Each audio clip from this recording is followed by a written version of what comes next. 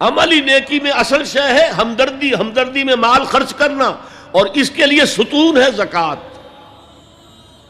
کم سے کم یہ 2.5% تو نکالو، بوتل کا کارک تو کھل جائے، پھر اور بھی دو، اور بھی دو، اور بھی دو۔ یہ تو obligatory ہے، یہ تو فرض ہے، یہ تو لازم ہے۔ لیکن مقصد کیا ہے؟ اس کو جو سمجھ لیا بس یہی زکوٰۃ ہی ہمارے ذمے میں ہے، وہ بڑے مغالطے میں۔ حضور نے فرمایا صلی اللہ علیہ وسلم، ان فی المال حقا سوی الزکوٰۃ، اے مسلمانوں یہ نہ سمجھنا کہ بس زکوٰۃ ادا کر دی تو تمہارے مال کا سارا حق ادا ہو گیا۔ ان فی المال حقا سوی الزکوٰۃ، تمہارے اموال میں حق ہے اللہ کا زکوٰۃ کے علاوہ بھی۔ اور پھر آپ نے یہ آیت پڑھی، وَآتَى الْمَالَ عَلَىٰ حُبِّهِ ذَوِي الْقُرْبَىٰ وَالْيَتَامَىٰ وَالْمَسَاكِينَ وَابْنَ السَّبِيلِ وَالسَّائِلِينَ وَفِي الرِّقَابِ وَأَقَامَ الصَّلَاةَ وَآتَى الزَّكَاةَ۔ یہاں آتا زکوٰۃ تو ہے ہی ہے، اس سے پہلے جو آ رہا ہے یہ سرپلس ہے، اس سے آگے کی بات ہے، یہ ایڈیشنل ہے۔ اسی لیے جب انفقوا انفقوا انفقوا انفقوا انفقوا کی جو تکرار ہوتی ہے قرآن مجید میں، تو ایک جگہ پھر سوال کیا صحابہ نے، کتنا خرچ کریں حضور؟ فرمایا قل العفو، کہہ دو جو بھی ضرورت سے زائد دے ڈالو، don't accumulate, don't retain any thing.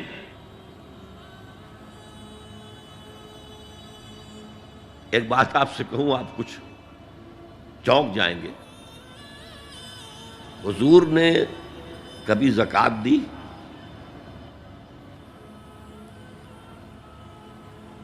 کبھی نصاب کے بقدر پیسہ آپ کے پاس جمع ہوا کہ آپ پر زکوٰۃ واجب ہوتی؟ کیسی عجیب بات ہے۔ ارکان دین میں سے ایک رکن سرے سے غائب، کبھی آپ نے مال رکھا ہی نہیں۔ حضور کا اسوہ ہم جانتے ہیں، مسواک کر لی ہے، پانچے جو ہیں ٹخنے سے اوپر کر لیے ہیں، یہ اسوہ ہے؟ ہاں ہے، یہ بھی ہے، ٹھیک ہے، سنت ہے، اسوہ تو یہ ہے۔ اور صرف آپ کا نہیں، جنہیں ہم کہتے ہیں فقراء صحابہ، ابو ہریرہ، ابو ذر، سلمان فارسی، علی رضی اللہ تعالی عنہم اجمعین، یہ فقراء صحابہ میں سے تھے، کبھی کچھ نہیں رکھا اپنے پاس۔ میں نے بتایا تھا آپ کو شاید کہ حضرت علی کی جب شادی ہو رہی تھی حضرت فاطمہ سے، کوئی مکان تھا ہی نہیں، کہاں لے کے جائیں؟ ایک انصاری نے ایک حجرہ دیا ہے اپنے مکان کا، اس میں حضرت فاطمہ ودا ہو کر گئی۔ He didn't have any home۔ ابو ذر وہ تو دوسری انتہا کو چلے گئے تھے۔ قانون یہی ہے، حلال سے کماؤ، اگر ایک حد سے آگے بڑھ جائے تو زکوٰۃ دے دو، باقی تمہارے اختیار میں ہے، دینا چاہو دو، نہ دینا چاہو رکھو اپنے پاس۔ قانون اس سے زیادہ آپ کو پابند نہیں کرے گا۔ کبھی بھی آپ نے جبر نہیں کیا، ایمرجنسی میں بھی جبر نہیں کیا۔ ایک واقعہ آتا ہے کہ حضور کو کئی وقت کا فاقہ تھا، تھوڑی دیر کے بعد حضرت ابو بکر آئے، آپ نے چہرے سے پہچان لیا کہ فاقے سے۔ پھر حضرت عمر آئے، پہچان لیا کہ فاقے سے۔ شاید حضور خود اپنے لیے نہ اٹھتے نہ جاتے، اپنے دونوں ساتھیوں کو لے کر ایک انصاری کے باغ میں پہنچ گئے۔ انصاری کی عید ہو گئی، فوراً لا کر اس نے کچھ کھجوریں، کچھ انگوروں کے گوشے رکھے۔ اس کے بعد وہ دوڑا چھری لے کر کسی جانور کو ذبح کرنے کے لیے۔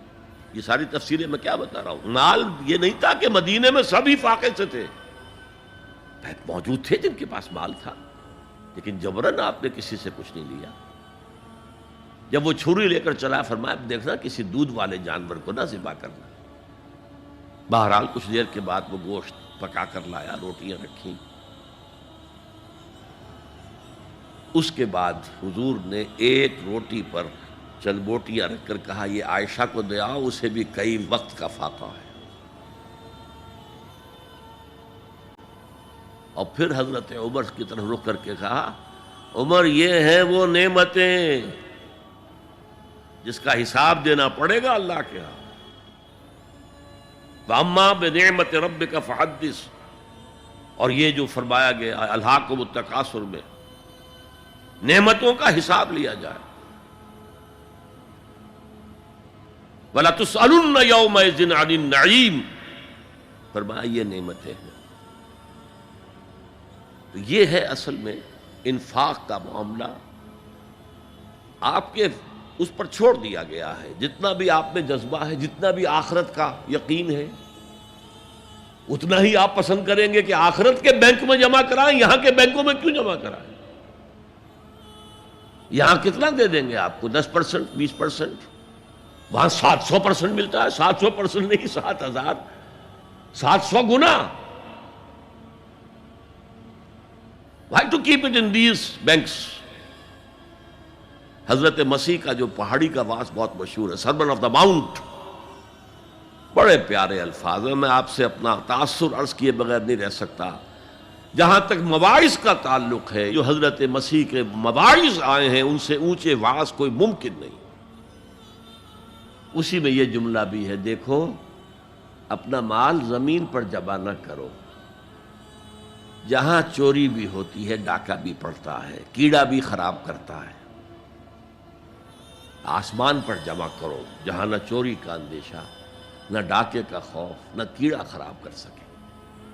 اس لیے کہ میں تم سے سچ کہتا ہوں کہ جہاں تمہارا مال ہوگا وہیں تمہارا دل ہوگا۔ مال یہاں ہوگا تو دل اٹکا ہوا ہوگا، اور فرشتے اس طرح گھسیٹ کر کھینچیں گے آپ کی جان کو جیسے کہ سیخ پر سے کباب کھینچا جاتا ہے۔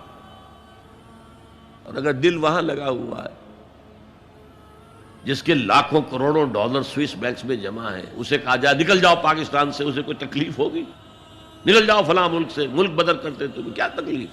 میرے بینک کے اندر پیسے ہیں۔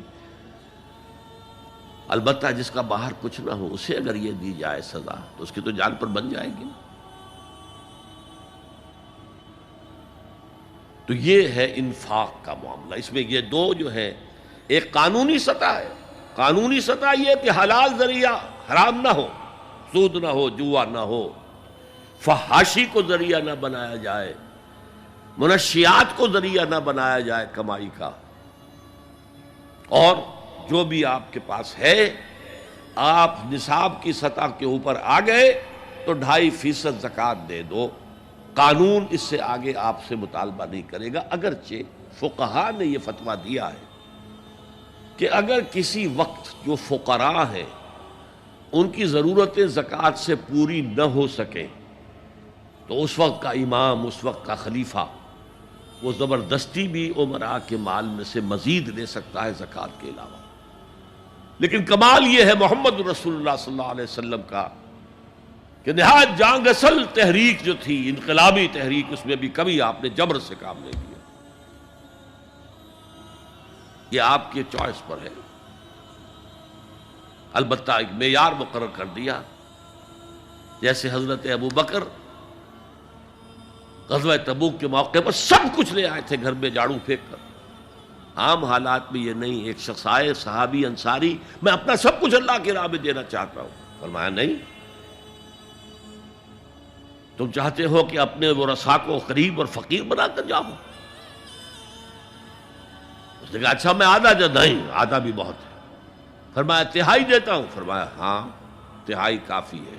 وَالثُلُثُ کثیر، اور ثلث بھی بہت ہے۔ اور یہی قانون ہے وراثت کا، آپ ثلث سے زیادہ، 1/3 سے زیادہ کی وصیت نہیں کر سکتے۔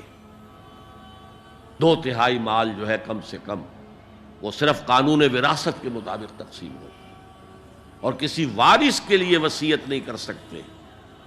ایک بیٹے کو اس کا حصہ بھی مل جائے اور پھر مزید جو ہے وصیت نہیں، وارث کے لیے لا وصیت لوارث۔ تو یہ ہے زکوٰۃ، در حقیقت اس جذبہ انفاق کو سپورٹ دینے والی شے. کم سے کم یہ تو دو. بوتل کا کارک کھل جائے گا تو مزید بھی نکل آئے گا اس میں سے.